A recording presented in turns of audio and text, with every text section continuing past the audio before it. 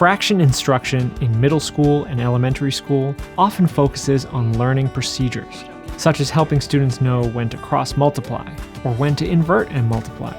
But research has shown that when students are taught strategies to visually represent fraction problems, they develop a deeper conceptual understanding of what's going on in the problems, and they're much more likely to solve them accurately. When students use visual representations to think about fractions conceptually, you'll see them drawing pictures and diagrams and working with hands-on materials. You'll see them discussing the math with each other and describing how they reached their answer. But to implement these recommendations in the classroom, teachers need professional development opportunities to gain experience using these types of representations themselves.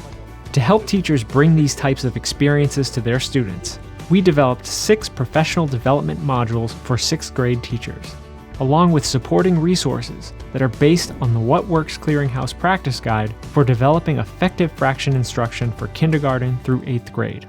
The practice guide contains a carefully compiled set of 5 recommendations for fraction instruction that were put together from an extensive review of research, as well as the experiences of practitioners and a panel of nationally recognized experts.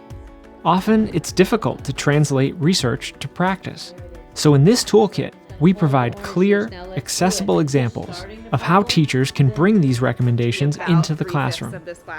The resources in the Teaching Fractions Toolkit demonstrate several ways of visually representing fraction problems.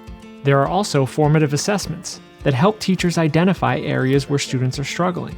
The lesson planning tools, videos, and apps with visual models will all help deepen students' conceptual understanding of fractions.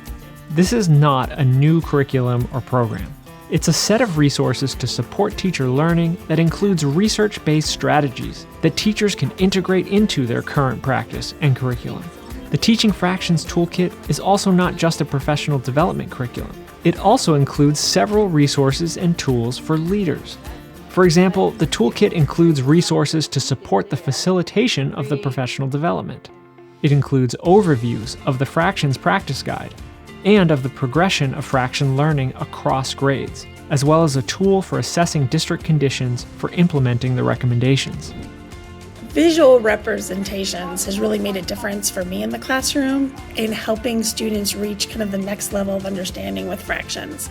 Because with visual representations, they see the fractions as not just an abstract number, but an amount, something tangible to them.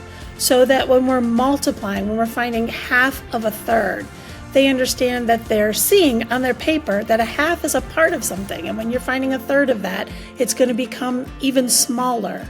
It used to just be, this is how you did it, just like keep, change, reciprocate, for example. It had no meaning for students, but they knew how to do it.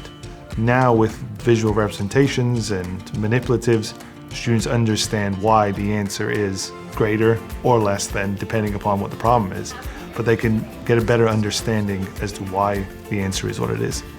Having visual representations also provides opportunities that are asset-based. I can see that students have something going on and I can probe from what they know rather than probing from what they don't know. If I can see something, I can point to it, I can ask questions about that, I can have the student generate ways of explaining what they know about that problem.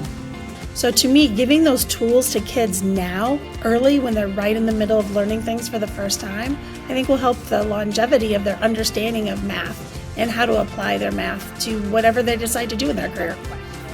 You can find all these research-based resources at the Teaching Fractions Toolkit website.